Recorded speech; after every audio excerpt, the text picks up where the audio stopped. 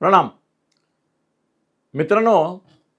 सध्या देवेंद्र फडणवीस यांच्या बाजूने बोलणं म्हणजे पाप, एकनाथ शिंदे यांच्या बाजूने बोलणं महापाप आणि अजितदादा यांच्या बाजूने बोलणं घोर पाप,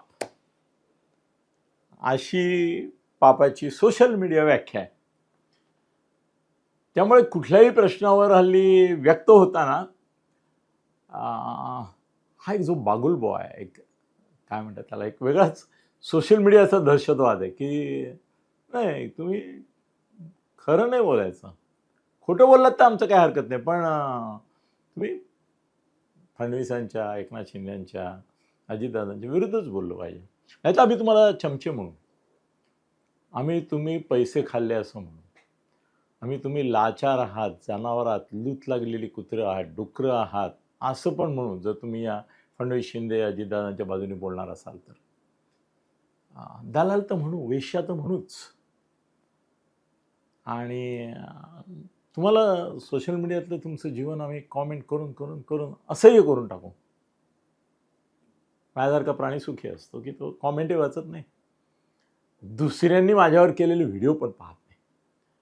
अनेक माझे तथाकथित हितचिंतक जे असतात ना, ते मुद्दाम मला माझ्या विरुद्ध जे व्हिडिओ करतात त्यांचे व्हिडिओ पाठवतात आणि वर शाजोकपणे म्हणतात, सर तुमच्यासारख्या माणसावर हा माणूस इतका दलिच्छपणे लिहितो, तुम्ही त्याला उत्तर दिलं पाहिजे. विकृतीला उत्तर देणं ही माझी प्रकृती नाही. मी वाचत नाही, मी दखल घेत नाही, मी कॉमेंटही नाही वाचत. हे असे व्हिडिओ आले तरी वाचत नाही. मी माझ्या वेगळ्या एका विश्वास असतो. मी या 2-3 माझे जे मित्र आहेत ज्यांच्याबद्दल मला आदर आहे, विश्वास आहे, त्यांच्या व्यतिरिक्त इतरांचे व्हिडिओ बघतही नाही.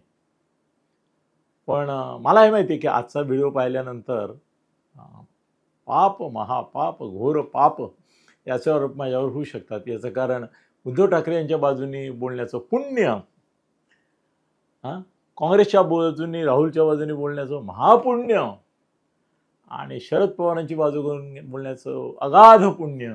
त्यातलं पुण्य आणि पापाचा हिशोब माझा आज सोशल मीडियाचे जे तथाकथित स्वयंघोषित चित्रगुप्त आहेत ते निगेटिव्ह करतील अशी मला शक्यता आहे.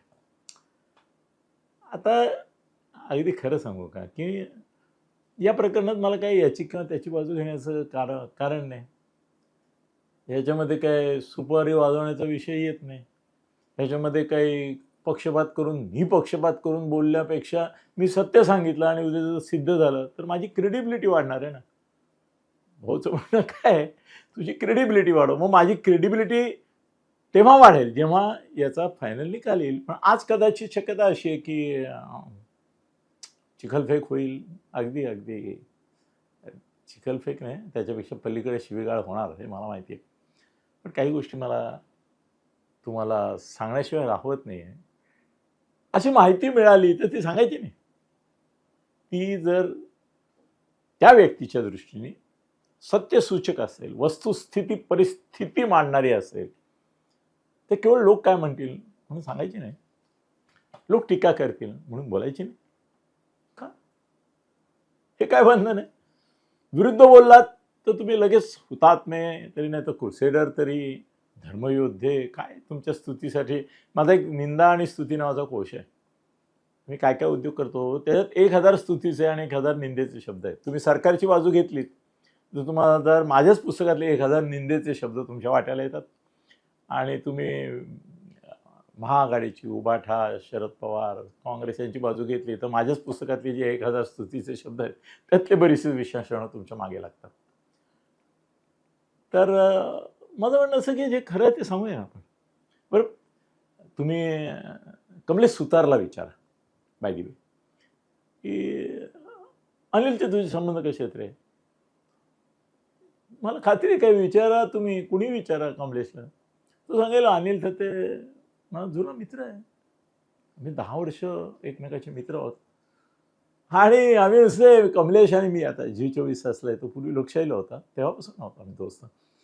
तर आम्ही दोघंच काय म्हणतात त्याला, त्याच नावेतून प्रवास, एकाच नावेतून प्रवास का करतोय माहिती आहे आम्ही दोघं, एका वेगळ्या प्रकरणात की तो लोकशाहीमध्ये असताना त्यांनी एक सेक्स स्कॅन्डल काढलं होतं आणि त्याने काही व्हिडिओ दाखवला होता आणि पुढे मग तो व्हिडिओच मी पण दाखवला माझ्याकडे आणि एक 100 कोटीचा खटला भरला गेला. त्याच्यावरही 100 कोटीची केस, माझ्यावरही 100 कोटीची केस आणि आम्ही दोघं सह आरोपी आहोत तिथे. त्यामुळे कमलेशला आणि आम्ही भेटलो की आमचा तो एक हे असतो, काय झालं पुढे, काय होत आहे, कसं आहे, काय वगैरे. आणि काही नाही, खूप वर्ष झाली मी भेटतोच आहे त्याला. एक महिन्यातून एकदा तर किमान मला वाटतं भेटतोच. ते लोकशाहीचे नायडू माझे मित्र होते, त्यांनी माझी ओळख करून दिली, त्याच्याही मुळे खूप जवळीक झाली. आता G24ला आल्यावर मी जाऊन अगत्याने त्याला भेटून आलो, गप्पा मारून आलो. ही रिस्पेक्ट्स मी आणि I also great regard for him. आणि कसं आहे ना, म्हणजे कमलेश सुतारचं एक सांगतो तुम्हाला. मागच्या प्रकरणात सुद्धा आता मी सह आरोपी आहे, त्यामुळे मला बरीच माहिती आहे हे प्रकरण काय आहे, कसं आहे वगैरे. कमलेश सुतार हा ना एक तुम्हाला अतिशयोक्ती जर वाटली तर बघ आपण म्हणजे मला ना माझे काका होते यदुनाथ थत्ते. तर जुन्या पिढीतल्या लोकांना माहिती असेल एक आणीबाणीत ते लढले सरकारविरुद्ध. तर ते सत्व तत्व हां असं एक सांभाळून आपली पत्रकारिता करावी. वैयक्तिक राबलो काही नाही. आता अनेक पत्रकारांना, संपादकांना, चॅनलवाल्यांना, पेपरवाल्यांना ज्या यंत्रणा पैसे पुरवतात ते सगळे मला माहिती आहेत, त्या माझ्या ओळखीचे आहेत. मला साधारण कोणाला किती मिळाले याचीसुद्धा दिवाळी गिफ्टची सगळी माहिती असते माझ्याकडे. माहिती आहेत मला. काही तर सजेशन्स पण माझ्या असतात, याला इतकं दे, याला इतकं काही गरज नाही वगैरे वगैरे असं अशी कन्सल्ट करतात लोकं. तर मी तुम्हाला सांगू शकतो की कमलेश सुतारच्या बाबतीमध्ये कुणाचंही तो ऑब्लिगेशन घेत नाही कधी. तो मोकळेपणाने, साहसाने, बिंदास बोलू शकतो. बोलतोच तो. त्याची मुलाखती, त्याचे कार्यक्रम असतात ते जर तुम्ही पाहिलं तर तुमच्या लक्षात येईल की समोर किती मोठा माणूस असला तरी हा स्वतःला छोटा समजत नाही.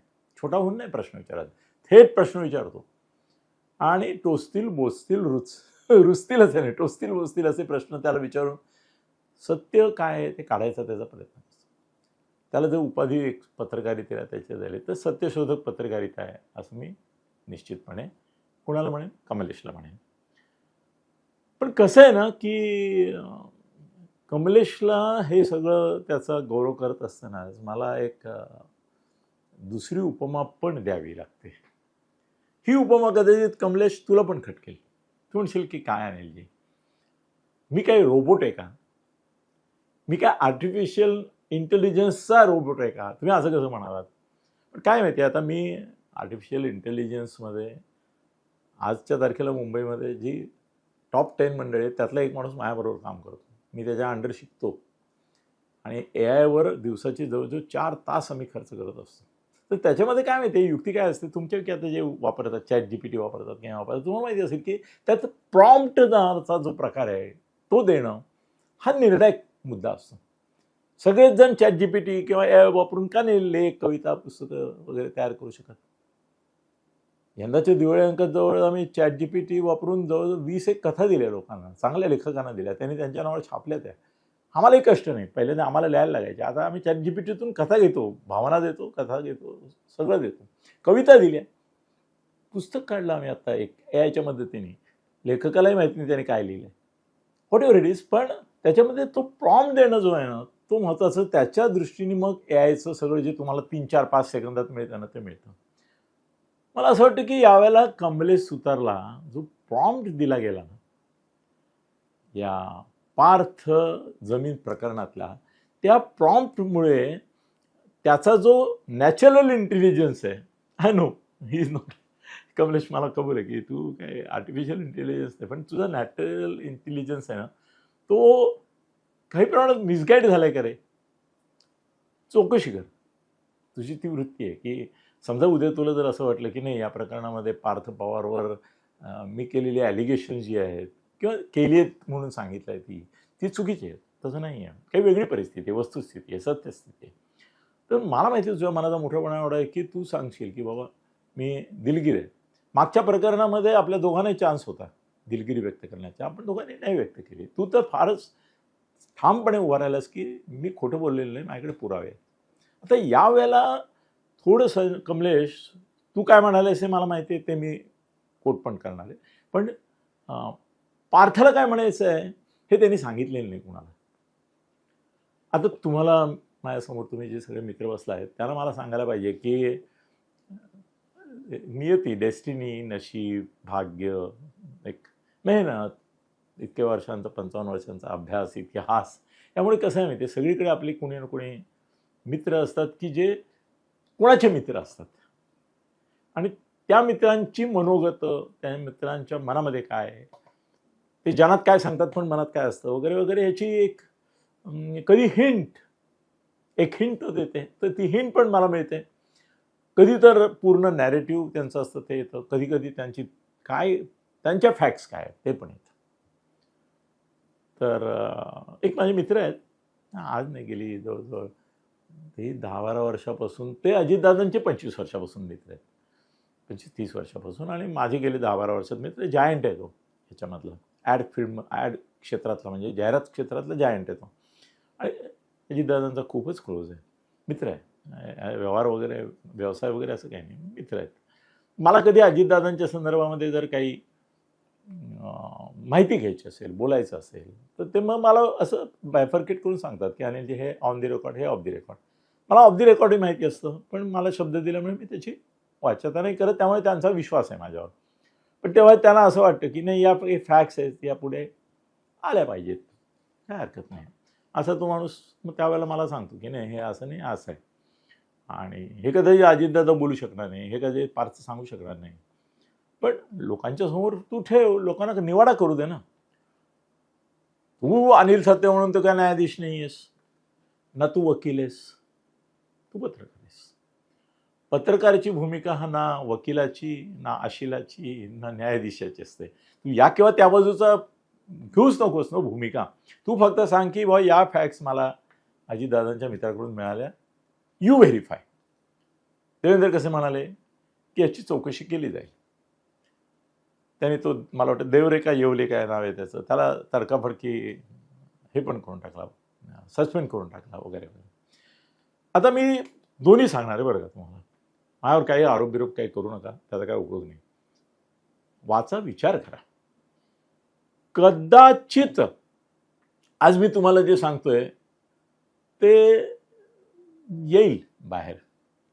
मग आता मला माहिती आहे अजितदादा स्वतः सांगतील का पार्थ सांगेल प्रेस कॉन्फरन्स घेऊन, का प्रेस नोट काढतील. पण हे मुद्दे ज्या अर्थी माझ्या या मित्रापर्यंत पोहोचले, याचा अर्थ एक काहीतरी स्क्रिप्टिंग चालू आहे कुठेतरी, की हे आपल्याला लोकांना एवढा मोठा गदारोळ उठले तर सांगायला लागणार काही गोष्टी. आता त्यातल्या काही गोष्टी ते सांगू शकणार नाहीत. पार्थ कोणती गोष्ट तुम्हाला सांगू शकणार नाही माहिती आहे, की हा जो गौप्यस्फोट माझ्या मित्राने कमलेश सुतारने केला जी 24 तासवर, हा मुळामध्ये रोहित पवार करणार होता. हे तर व्हेरीफाय करणं, हे काय मी सांगतो म्हणून तुम्ही विश्वास ठेवा असं काही नाही. You have your own ways. तुम्ही सामान्य असाल तर नसतील, पण तुम्ही जर त्याला जरी काही तुमचे सोर्सेस, मित्र हे ते पत्रकारितेतले असतील, तर एकमेकाशी आपण बोलतो ना, रे मित्रांनो, सांगतो की हां मला असं गडबड करायचं. तर तुम्ही पत्रकारांनी आहे, तुम्ही पण व्हेरीफाय करा की ही मुळामध्ये गोष्ट हे प्लॅन्ड होतं. रोहितची पत्रकार परिषद होणार होती आणि त्याच्यामध्ये पार्थचं हे जे प्रकरण आहे ते काढणार होतं.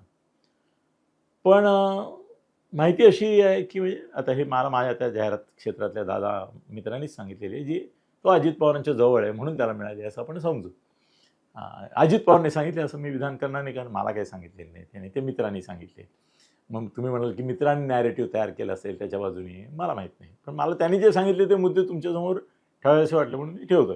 तर पहिली गोष्ट अशी की रोहित पवार हे करणार होता, पण त्याला शरद पवारांनी असं सांगितलं की कुटुंबातली बाब कुटुंबातल्या माणसांनी असं तऱ्हेने एक्सपोज करणं हे बरं नाही, हे बरं नाही. आणि त्याचे रॉंग मेसेज जाईल, मग त्या ह्याला वेगळं वळण लागेल, मग तो भाऊबंदकीचा विषय होईल. तो न्याय अन्यायाचा किंवा स्कॅमचा विषय नव्हता, तो भाऊबंदकीचा. आणि सूडबुद्धीने रोहितने हे काढला असेल तर तू काही हे प्रकरण स्वतः काढू नको. पण आता कसं आहे ना, प्रत्येक नेत्याचा एखादा चॅनलमध्ये मित्र असतो, चमचा असतो नाही म्हणणार, दलाल असतो नाही म्हणणार मी, पण मित्र असतो ना एखादा प्रत्येकाचा. प्रत्येक चॅनलमध्ये कोणी ना कोणी मित्र आहेत प्रत्येकांचे, सगळ्यांचे. कुठलाही चॅनल आपण नाही ज्याचा चीफ जो आहे तो कोणाला कोणाचा मित्र नाही, माहिती असतं, आपल्या वर्तुळात माहिती असतं. तर मग रोहितने ते काढायचं नाही असं ठरल्यानंतर रोहितच्या एका संबंधित माणसाने रोहितला मध्ये न गोवता ही बातमी कमलेशकडे सगळ्या तपशिलासकट दिली. कमलेशने त्याच्या पद्धतीने त्याचं व्हेरिफिकेशन केलं असणार, कारण असा तो बेजबाबदार माणूस नाही आहे. त्याने काहीतरी त्याला प्रामाफिशा वाटला असणार की आहे याच्यामध्ये काहीतरी हे करण्यासारखं आहे, तर त्यामुळे त्याने ते दिलं. आता तुम्ही म्हणाल की देवेंद्र फडणवीसांनी चौकशीची पण घोषणा केली आणि तो कोण येवले का काय जो आहे त्याला सस्पेंड केला, मोठी कारवाई केली. त्याची पण चर्चा होती की बघा फडणवीसांनी एका क्षणात त्याला हे केलं. पण त्याच्यामध्ये पोटचर्चा आहे की त्या येवले का बघ रे जरा नाव त्या ह्याच्यामध्ये आहे, मी तुला पाठवलं आहे ना, त्याच्यामध्ये त्याचं नाव तहसीलदार बडतर्फ म्हणून एक बातमी दिली आहे तुला, त्यात बघ त्याचं येवले आहे का काय नाव आहे बघ, बघच नाव चुकलं म्हणून लोकांनी भलतीकडे जायला नको. तर रोहित पवारकडे ही माहिती ही त्या तहसीलदाराने दिली, ज्याला सस्पेंड केलं. काय कॉम्प्लिकेशन्स असतात बघा. लोक फडणवीसांचं कौतुक करत आहेत की अरे वा, फडणवीसांना कळलं क्षणी त्यांनी तहसीलदाराला बडतर्फ केला. पण त्यातली गोष्ट अशी आहे की अजितदादांनीच फडणवीसांना सांगितलं की ज्यांनी हे केलं त्यांनीच काय किती विधान मी ओपनली करू नको करू, काय त्याची रिपरकेशन्स, त्यांनीच ब्लॅकमेल करायचा प्रयत्न केला कुणाला तरी म्हणून. आपण हे प्रकरण केलं तर खरं, पण हे केलं आहे पण अपेक्षा नाही झाल्या पुऱ्या. आणि जेव्हा त्याच्या अपेक्षा पुऱ्या होत नाही तसं दिसलं तेव्हा त्यांनी ते रोहित पवारला दिलं. रोहित पवारने एका मध्यस्थाच्या मार्फत कमलेश सुतारकडे पाठवलं, माझा मित्र. शरद पवार म्हणाले तू नको करू म्हणून. हे एक सांगतोय मी, सिक्वेन्स सांगतोय. तर एक प्रश्न विचारतो मी तुम्हाला, जो मला विचारला त्याने. मी ते म्हटलं ना, एक जायंट आहेत जाहिरात क्षेत्रातले, जे 25-30 वर्षापासून अजितदादाचे खास आहेत, मित्र आहेत. आणि त्यांच्या संदर्भात त्यांच्या वतीने वगैरे पण माझ्याशी बऱ्याच वेळा ते, माहीत नाही मला काय म्हणतात ना, झालं मन की बात दादांच्या त्यांच्या मनात कळते त्यांना बऱ्याच वेळा. त्यामुळे ते सांगतात ते, आणि सहसा दादांबाबतच्या काही गोष्टी असं होईल का वगैरे मी विचारतो त्यांना. तर ते जे सांगतात ते आत्तापर्यंत खरं ठरलं आहे. आणि गमत सांगू का तुम्हाला की पार्थ पवारबद्दल मला सॉफ्ट वाटायचं काही कारण नाही बरं का मित्रांनो. तुम्हाला उगाचच वाटेल की काय पार्थ देतं, मला काय वाटायचं तुम्हाला माहिती आहे का, काय सूर्यकांत येवले तहसीलदार आहे ना तो तिथला. हां, उपनिबंधक किंवा तहसीलदार असं काहीतरी. काय लिहिलं आहे, काय त्याचं पद काय लिहिलं आहे, ठीक आहे, तहसीलदार. हां ठीक आहे. तर त्यांनी ते तिकडे दिलं वगैरे, ते मी बोललो तुम्हाला. तर कसं आहे ना की एक मुद्दा माझ्या मित्रांनी मला सांगितला की अजय तर काही वेळेत करे आमचा आले, तर ते मला अनिल म्हणतात, मी त्यांना आता साहेब म्हणतो, सर म्हणतो. अनिल आत्ता जैन बोर्डिंग प्रकरण मुरलीधर मोहोळवर एवढं शेकलं, हां ह्याच्यात जाऊया नको आपण मेरिट्समध्ये, पण शेकलं की नाही. आत्ता 8 दिवस होऊन ते अजून थंड व्हायचं आहे. आणि त्याच्या आत आपण जमिनीच्याच व्यवहारासंदर्भात एवढं मोठं काहीतरी डील जर केलं तर गडबड होईल. जर ते बेकायदेशीर असेल, जर ते उद्या कोर्टात टिकणारं नसेल, जर ते कायद्याच्या कचाट्यात सापडणारं असेल, जर ते जी काही सिस्टीम आहे त्या सिस्टीममध्ये पण जे काही मॉडरेशन्स करता येतात, मॉडिफिकेशन्स करता येतात, सूट देता येते, सवलत देता येतं, सवलती देतं, हे जे आहे ना, आता तुम्हाला जे मी सांगणार आहे, मला कमलेशचंही राईट डाऊन काय म्हणतात त्या राईटअप माझ्याकडे आहे. तर ते आहे ना, हे अशा तऱ्हेची इतकेच भरले, इतके होते, मग त्याचं इतकं वगैरे वगैरे, ही महाराष्ट्रामध्ये तुम्हाला हजारांनी लाखो प्रकरणं मिळतील. आणि ती राजकीय नेत्यांबाबत नाही, उद्योगपतींबाबत मिळतील. आणि वैयक्तिक देखील जीवनामध्ये छोटी मोठी माणसं त्यांच्या कौतुकाने, उंदीर कुरतडून खाईल, हां वाघ आहे तो फडशा पाडील, प्रत्येकाचा हत्याच्या जो तो आपापल्या आकार प्रकार आणि संधी अवसर आणि पचवण्याची ताकद यानुसार खात असतो. नाही का. तर त्यामुळे हे प्रकार चालू असतात. हे राजकीय नेत्यांच्या बाबतीमध्ये कुणीतरी एखाद्याने जर तो इश्यू मुद्दाम हायलाईट केला तर होतात. तर आता मोहोळचं इतकं प्रकरण असताना जर या प्रकरणामध्ये गोत्यात येण्याची शक्यता असती, अजितदादांनी केलं असतं का? केलं असतं. नाही नाही, एवढं तर अक्कल आहे ना अजितदादाला, की मोहोळचं प्रकरण आहे, त्याच धर्तीवर जर जमिनीचं आणखीन एक असेल तर आपण आता हे निदान, आणि हे काय आज नाही केलं, उद्या केलं, परवा केलं, तेरवा केलं, आणखीन वर्षभराने केलं, 6 महिन्याने, काय फरक पडतो? एवढं मोठं जर आहे कांड तुमच्या शब्दामध्ये तर ते आजच केलं पाहिजे. आत्ता मोहोळची सगळी वादळ उठत असताना लगेच केलं पाहिजे. हा डील पुढे नाही ढकलता येणार. आणखीन एक प्रश्न त्यांनी मला विचारलं, तो मी तुमच्या पुढे ठेवतो, यू हॅव युअर डील. मी याच्यात नाही, पण मी मगाशी सांगितलं ना की मला 100 कोटीची नोटीस एकेकाळी पार्थनी पण दिली होती. पार्थ पवारच्या संदर्भामध्ये मी ईडीकडून त्याच्या गर्लफ्रेंड्सची आणि त्यांच्यावर केलेल्या खर्चाची चौकशी होती वगैरे वगैरे, असं ते तुम्हाला आठवत असेल, बोललो होतो. तर त्यावेळेला मला नोटीस पण आली होती त्याची 100 कोटीची. मला काही पार्थचं बद्दल प्रेमबिम काही काही प्रेमबिम नाही, मला काही घेणं देणं नाही त्याशी, अजितदादाशी पण नाही. हां, मी ओपनली बोलतो, बघ फडणवीस आणि एकनाथ हे माझे जीवाभावाचे मित्र आहेत, तर ठीक आहे. पण इथे काही त्यांचा असा संबंध डायरेक्ट नाही आहे, पण फडणवीसांचा आहे. मला मित्राने असं सांगितलं की अजितदादा हा आता सावध आहेत, सावध आहेत. त्यांना माहिती आहे की ऑलरेडी त्यांच्यावर धाडी पडलेल्या आहेत. पडल्या का नाही? अहो, पार्थवर पण पडली होती धाड, रोहितवर पण पडलेली आहे. आता रोहित पण ॲक्च्युली अडचणीत आहे ना. कसं आहे की लोकांना कुठे आनंदच असतो, कोणाची तरी काहीतरी वाजली की आनंद असतो. रोहितचं विरुद्ध पण येतच आहे की रोहितचेही सगळे बारामती ॲग्रो बिग्रो चालूच आहे ना. पार्थची झालेले आहेत, ईडी इन्क्वायरी झाल्या आहेत, छापे पडले आहेत, दादांवर पडले आहेत. एकदा शरद पवार म्हणाले होते, आठवतं आहे का तुम्हाला, की आमच्याकडे इन्कम टॅक्सची मंडळी पाहुणे म्हणून आले आहेत, पण यावेळेस पाहुणे जरा जास्तच रेंगाळले आहेत. आमच्या बहिणींच्या यांच्या घरी 8-10 दिवस झाले ते काही जाण्याचं नाव घेत नाहीत, असं शरद पवार म्हणत होते. आठवतं काय काही जुन्या गोष्टी आठवत? हे सगळ्यांचं म्हणजे पूर्णपणे यांचे ईडी बीडीच्या सगळ्या चौकशा झालेल्या आहेत. आणि आता नेहमीप्रमाणे अंजली दमाने येईल. आता या क्षणाला मला वाटतं एव्हाना झाली असेल तिची बातमी की अंजली दमानी यांचा आरोप, मी कोर्टात जाणार, काय म्हणतात मला माहिती नाही. मी आता एवढ्यात दुसरे माझे व्हिडिओ चालू होते, टी व्हीने पाहिलं, पण अंजली दमानी या बोलणार, मी कोर्टात जाईन, मी मुख्यमंत्र्यांकडे तक्रार करीन, मी न्यायालयात तक्रार करीन, मी कलेक्टरकडे. ते झालं असणार, त्याचं होईल, आता थोड्या वेळात होईल, नसेल झालं तर होईल.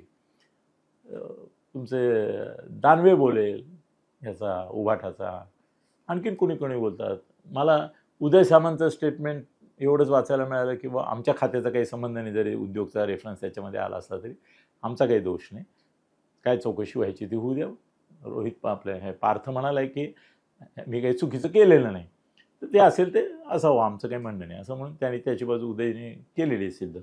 तर एवढं मोठं स्कॅम एवढ्या ह्याच्या पार्श्वभूमीवर नाही. एक दुसरी गोष्ट, अशा तऱ्हेच्या सवलती देऊन हे देऊन प्रभावावर होतात का सरकार मान्य होतात का, ही दुसरी बाजू. आणि तिसरी एक जी गोष्ट आहे ती मी ती तुम्हाला सांगितली, ती कदाचित नवीन आहे. अर्थात हे काय होतं माहिती आहे, इतकं स्पीडीली सगळीकडे जात असतं ना की मी आता मला ते मित्र अजितदादांचे जेव्हा सांगत होते, म्हटलं सर प्लीज माझा व्हिडिओ आहे सर, बोलू नका ना कोणाला. ते सगळेच पेपरवाले, ते जाहिरात क्षेत्रातले जायंट आहेत, तुमचे सगळे मित्रच आहेत, तुम्ही ते आणखीन पण कोणाला बोलाल? नाही नाही म्हणे, तुला मित्र म्हणून बोललो.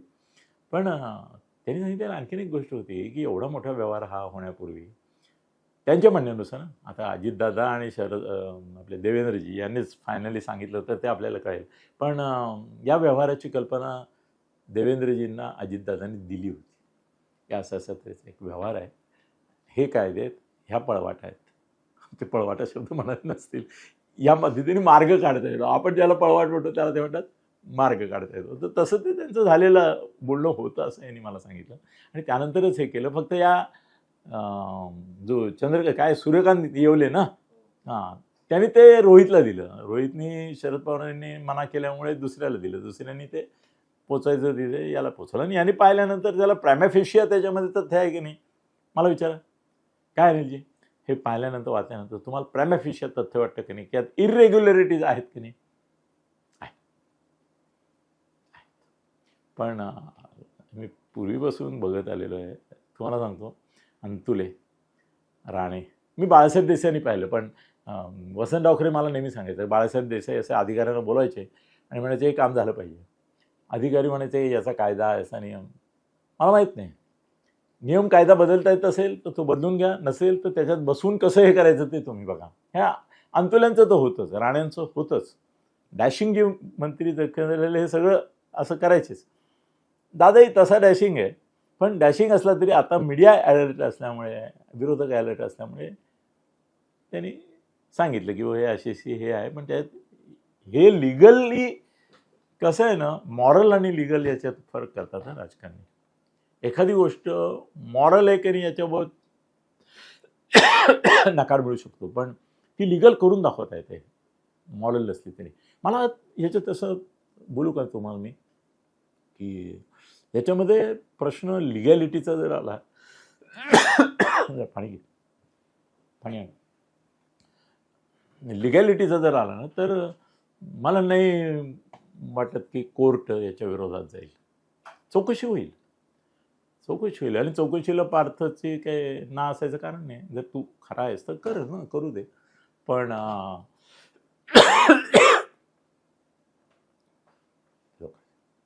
ही गोष्ट खरी आहे की लिगल आणि मॉरल, आता अंजली दमाना काय हे काय हे अनेक वेळा जे झगडा करतात ना, ते लिगल पॉईंट त्यांनाही माहिती असतं की याच्यामध्ये असा आहे की तो त्यांच्या बाजूने फेवर करू शकतो, कोर्टात त्यांच्या बाजूने निकाल लागू शकतो. पण मॉरल म्हणतोय आम्ही, इव्हन पक्षचिन्ह, पक्षाचं नाव वगैरे हे जे आहेत ना, हे लिगली वेगळ्या थरावर आहेत, मॉरली वेगळ्या थरावर आहेत. त्यामुळे मला जे माहिती होतं सांगितलं, ॲक्च्युली माझ्या याच्याकडून जे आलेलं आहे त्याच्या संदर्भामध्ये ते तुम्हाला हे सगळं मी तिकडे काय झालं आहे आणि जी 24 तासच्या कमलेश सुतारनी काय दिलं आहे वगैरे हे मी कशाला सांगत बसू, ऑलरेडी आहे ना टी व्हीवर. जे आलं नाही ते मी तुम्हाला सांगितलं.